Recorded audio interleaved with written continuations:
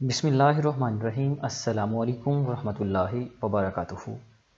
Respected students, मैं हूं अली रज़ा, आपका केमिस्ट्री टीचर। हम स्टडी कर रहे हैं chapter number 7 the fundamentals principles of organic chemistry.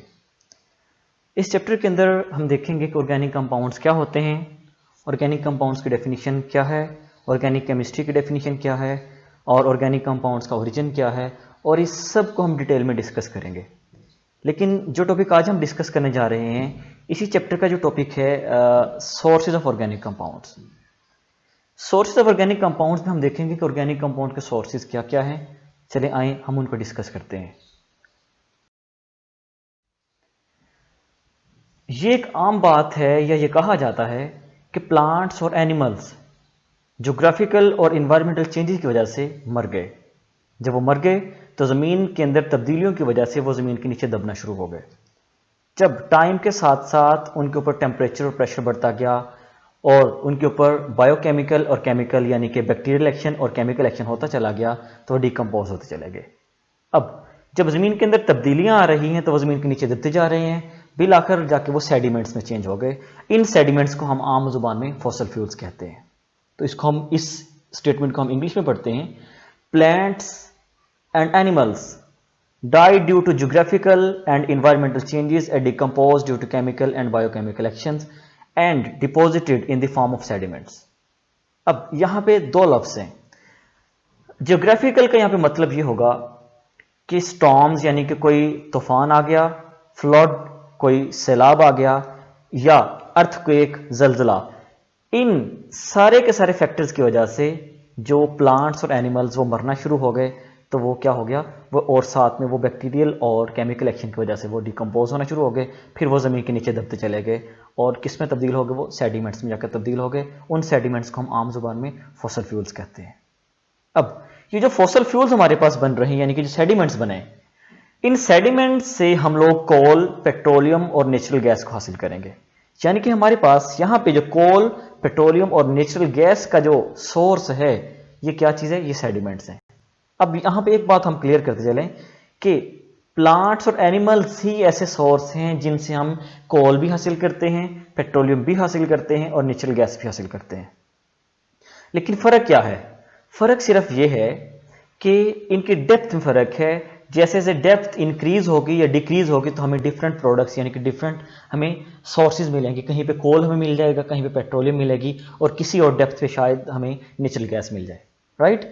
अब प्लांट्स के मरने से लेके हमारे पास सेडिमेंट्स और उन सेडिमेंट से हम लोग जो पेट्रोलियम हासिल कर रहे हैं, इन सारे प्रोसेस के जो टाइम दरकार है या जो टाइम चाहिए होता है या जो टाइम लगता है, वो तकरीबन 500 मिलियन ईयर्स है, राइट। हम आगे चलते हैं।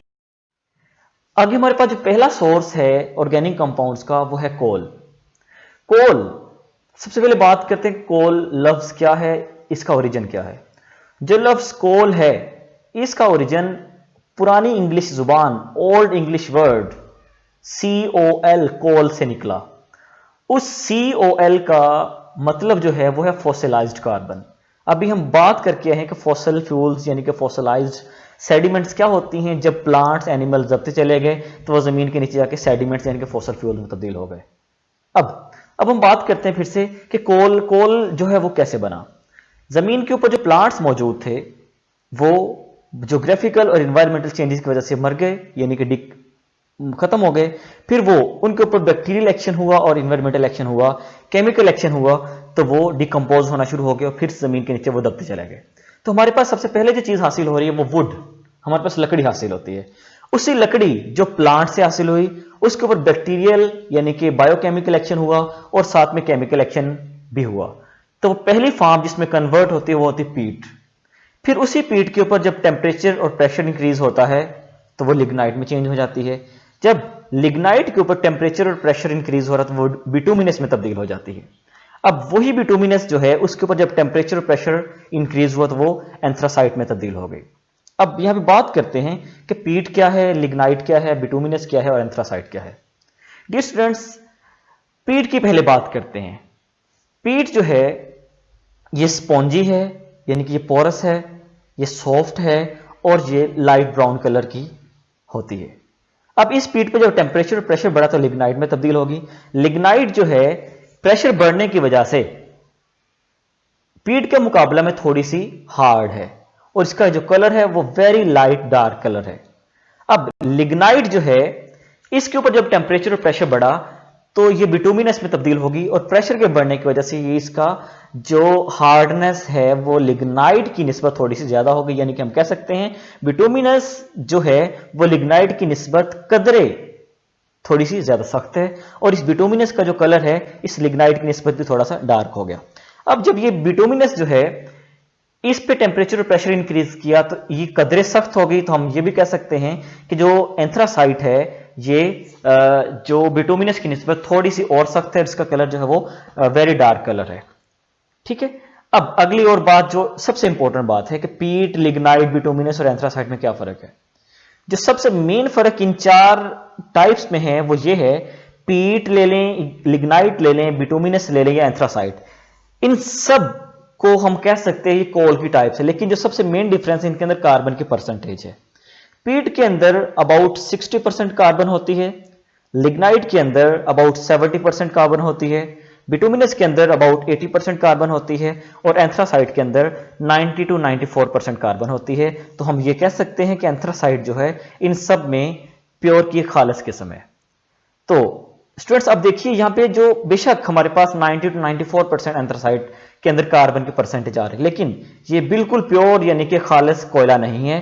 तो इस एंथ्रासाइट को हमने प्योर कोल यानी कि कोयले के अंदर तब्दील करना है, तो उसके लिए क्या प्रोसेस होगा, तो उसको हम हमारे पास एक कार्बोनाइजेशन है। तो सिंपली वर्ड्स में अगर हमसे कोई पूछेगा व्हाट इज कार्बोनाइजेशन, हम उसको कह सकते हैं कि एक ऐसा प्रोसेस जिसके जरिए से हम कोयले के अंदर कार्बन की परसेंटेज यानी कार्बन कंटेंट्स को इंक्रीज करते हैं, उस प्रोसेस को हम कार्बोनाइजेशन कहते हैं। तो कार्बोनाइजेशन को हम प्रॉपर्ली कैसे डिफाइन कर सकते हैं, coal is heated at high temperature in the absence of air and is converted into coke, coal and coal tar. Dear students, यहां पे देखिए जरा दो चार बातें वेरी इंपॉर्टेंट है।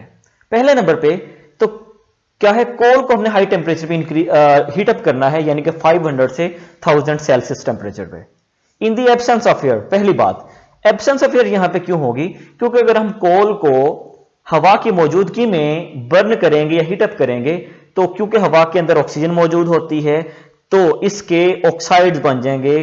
कोल के अंदर जो मौजूद कार्बन है वो कार्बन डाइऑक्साइड में तब्दील हो जाएगी और जो हाइड्रोजन मौजूद है वो हाइड्रोजन का ऑक्साइड यानी कि वाटर में तब्दील हो जाएगी। अब यहां पे हमारे पास जो तीन प्रोडक्ट्स हासिल हो रही हैं वो है कोक, कोल एंड कोल टार। पहले नंबर पे बात करते हैं व्हाट इज कोक। कोक जो है हमारे पास वो 70% सॉलिड मटेरियल है, यानी कि कोयले को जलाने के बाद, हीट करने के बाद हमारे पास जो बाई अमाउंट 70% जो सॉलिड मटेरियल बचता है जिसके अंदर अबाउट 99% कार्बन होती है, that is called Coke. Second number पे हमारे पास है कोल गैस। कोल गैस जो है वो तीन चीजों का मिक्सचर है, कार्बन मोनोऑक्साइड, हाइड्रोजन और मीथेन गैस का जो मिक्सचर है वो कोल गैस कहलाता है। और थर्ड नंबर पे हमारे पास कोल टार, जिसको आम जुबान में हम लुक कहते हैं। इसका क्या काम है, इससे हम लोग सड़कें बनाते हैं, सड़कों पे इसको बिछाते हैं सड़कें पक्की करने के लिए, इसको छतों पे बिछाया जाता है ताकि छतें हमारी मजबूत हो जाएं। अब हम कह सकते अब हम बात करते हैं कार्बोनाइजेशन किस चीज को फॉलो करती है। कार्बोनाइजेशन डिस्ट्रक्टिव डिस्टिलेशन को फॉलो करती है। डिस्ट्रक्टिव डिस्टिलेशन क्या है, किसी सॉलिड में से उसके फ्रैक्शंस को, उसके कंपोनेंट्स को हीट करके सेपरेट करने का नाम डिस्ट्रक्टिव डिस्टिलेशन है। अब हम बात करते हैं कि पाकिस्तान के अंदर कोल के कितने सोर्सेज हैं, उनकी अमाउंट क्या है। पाकिस्तान के अंदर जो टोटल कोल सोर्सेज हैं वो है 184 बिलियन टन, लेकिन पाकिस्तान के अंदर जो कोल मौजूद है वो एक अच्छी क्वालिटी का कोल नहीं है। तो इसी वजह से इसकी जो 80% अमाउंट है वो ब्रिक किल्स यानी कि ईंटें पकाने वाले भट्टों के अंदर इस्तेमाल होती है और इसकी बहुत थोड़ी सी अमाउंट जो है वो डोमेस्टिक पर्पजेज यानी कि घरेलू इस्तेमाल में हम यूज करते हैं। आगे चलते हैं, हमारे पास जो सेकंड सोर्स है डियर स्टूडेंट्स वो है नेचुरल गैस। अब हम पहले कोल की बात कर चुके हैं, तो अब हम बात करते हैं नेचुरल गैस की।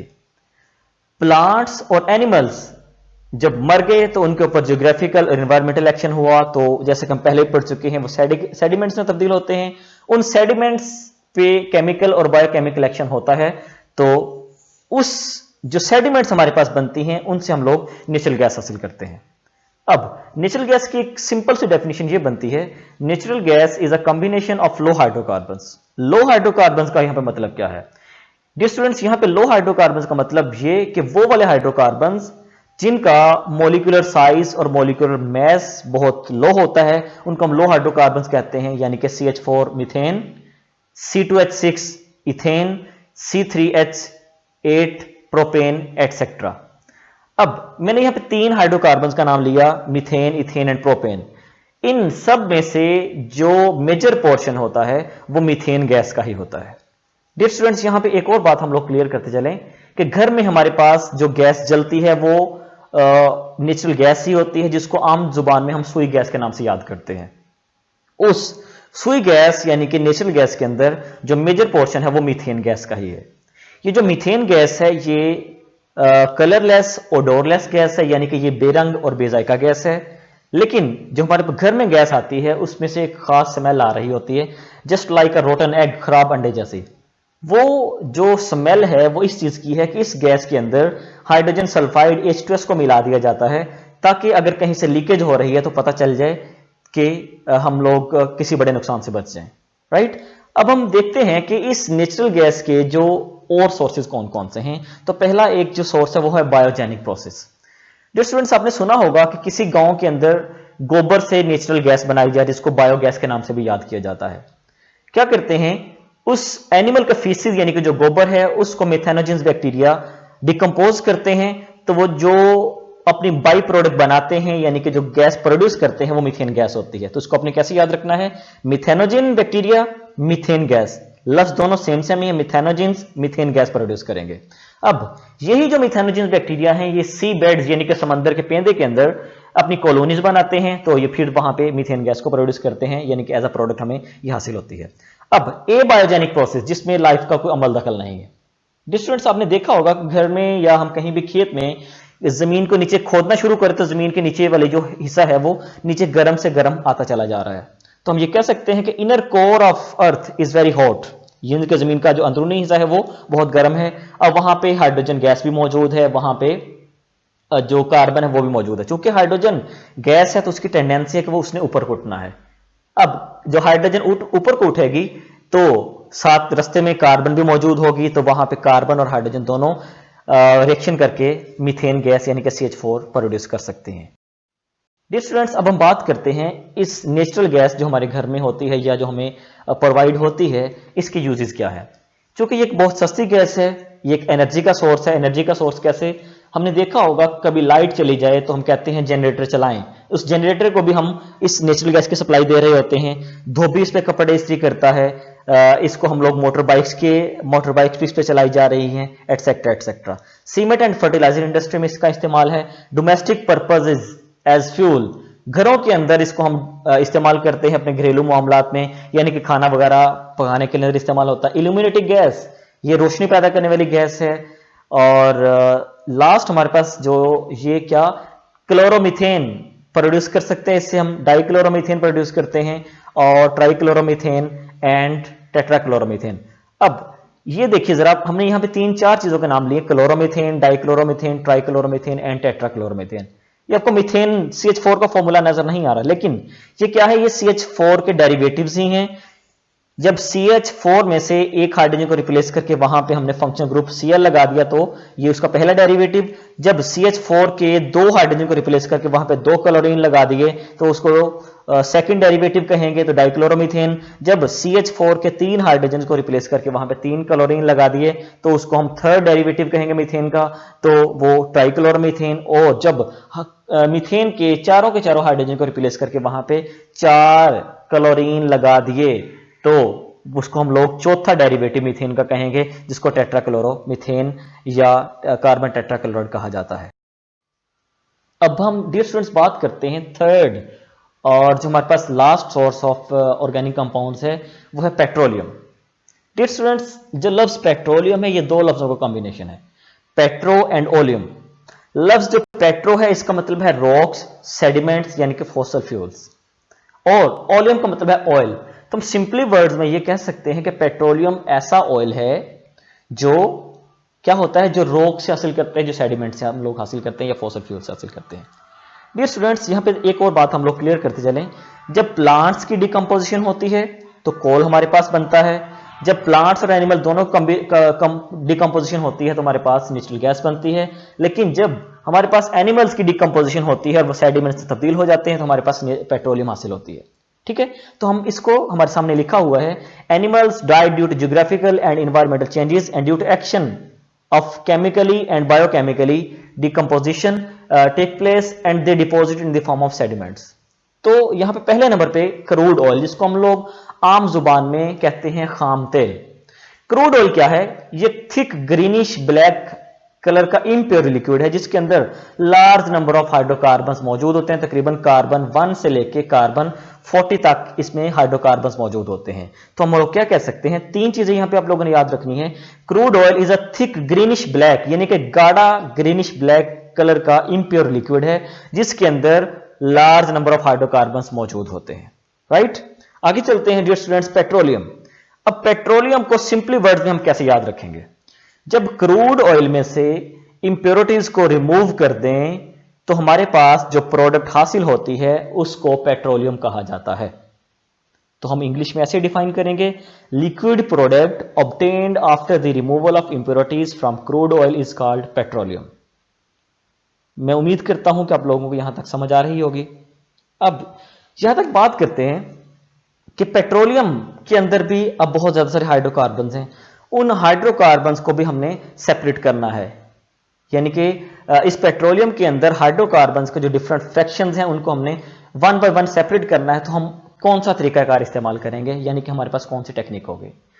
उन पेट्रोलियम के अंदर जो हाइड्रोकार्बन्स के फ्रैक्शंस हैं उनको सेपरेट करने के लिए हम लोग फ्रैक्शनल डिस्टिलेशन की टेक्निक इस्तेमाल करते हैं।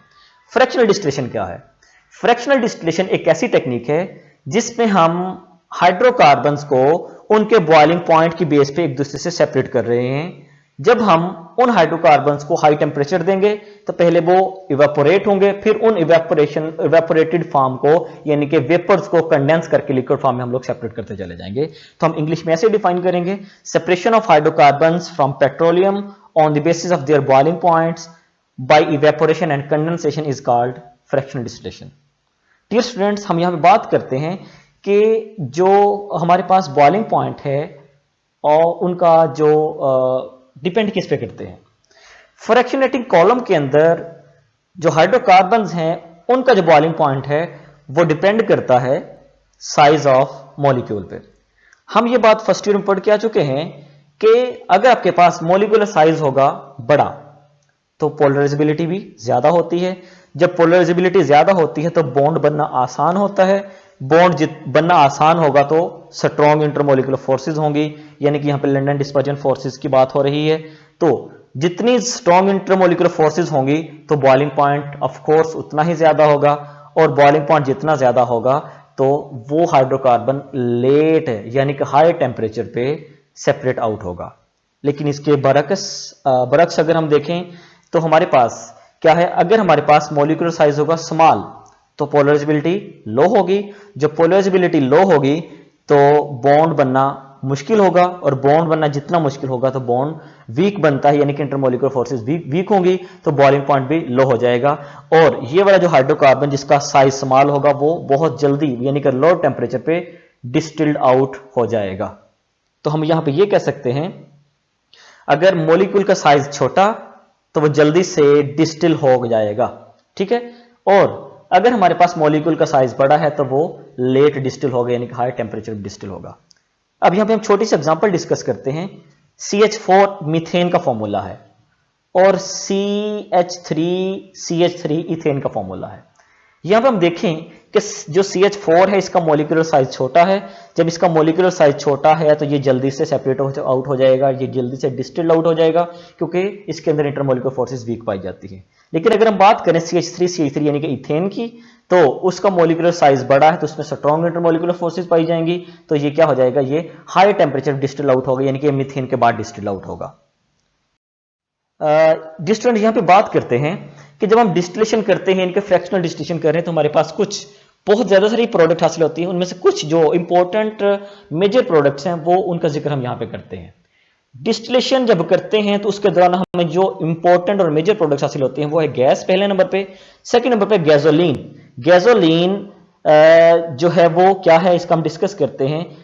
पाकिस्तान, इंडिया, बांग्लादेश, श्रीलंका यानी कि जो एशियाई ममालिक हैं, इनके अंदर इस गैसोलीन को पेट्रोल कहा जाता है। और जो यूरोपियन कंट्रीज हैं यानी कनाडा हमारे पास है, यूरोपियन कंट्रीज कोई भी ले लें आप लोग, अमेरिका है, इस तरह के कोई भी ले लें आप लोग, उसके अंदर इस पेट्रोल, जो हम जिसको पेट्रोल कहते हैं, इसको गैसोलीन कहा जाता है। आगे जेट फ्यूल है, जहाज़ों के अंदर जो तेल डलता है, एयर जेट्स के अंदर। डीजल है, कैरोसिन ऑयल है, मिट्टी का तेल। लुब्रिकेंट्स हैं। लुब्रिकेंट्स क्या होते हैं, जो रगड़ यानी कि फ्रिक्शन को कम करने के लिए लिक्विड इस्तेमाल होते हैं, मोबाइल वगैरह। ग्रीजेस हमें पता है क्या होती हैं, कोल टार हमें पता है क्या होती है, एक ये ब्लैक कलर का सॉलिड रेजिड्यू होता है जो सड़कों पे बिछाया जाता है, छतों को पक्का करने के लिए इस्तेमाल किया जाता है, जिसको लुक कहते हैं। और अब हम बात करते हैं डियर स्टूडेंट्स कि पाकिस्तान के अंदर कितनी ऑयल रिफाइनरीज हैं। डियर स्टूडेंट्स, पाकिस्तान के अंदर टोटल 4 ऑयल रिफाइनरीज हैं, जिनमें जो फर्स्ट नंबर पे है वो है अटक ऑयल रिफाइनरी, जो मोरगा पाकिस्तान के अंदर एक मुकाम है रावलपिंडी में, जो वहाँ पे मौजूद है। पहली ऑयल रिफाइनरी जिसका नाम अटक ऑयल रिफाइनरी है, जिसकी एनुअल जो कैपेसिटी है यानी कि एक साल की जो कैपेसिटी है वो 1.25 मिलियन टन्स। सेकेंड नंबर पे पास जो कराची के अंदर 2 ऑयल रिफाइनरीज हैं, जिनकी 2.13 मिलियन टन्स पर ईयर की कैपेसिटी है। और चौथे नंबर पे हमारे पास जो यानी कि फोर्थ वन जो ऑयल रिफाइनरी है वो है Pak Arab oil refinery, Mahmood Kot near Multan. Dear students, आज हमने जो टॉपिक डिस्कस किया है वो है सोर्सेज ऑफ ऑर्गेनिक कंपाउंड्स। मैं उम्मीद करता हूं कि आपने इसको अच्छी तरह समझ लिया होगा। अल्लाह ताला आप सबको कामयाब करें और खुश रहें, खुशियां बांटें। फ़ी अमान अल्लाह, अल्लाह हाफिज़।